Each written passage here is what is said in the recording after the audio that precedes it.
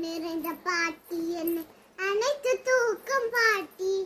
இன்பமான கதைகள் எல்லாம் எனக்கு சொல்லும் பாட்டி. வாழைப்பழமும் இனிப்பும் எனக்கு வாங்கி தந்த பாட்டி. தோளை கிடத்தி முதுகை தடவி தூங்க வைக்கும் பாட்டி.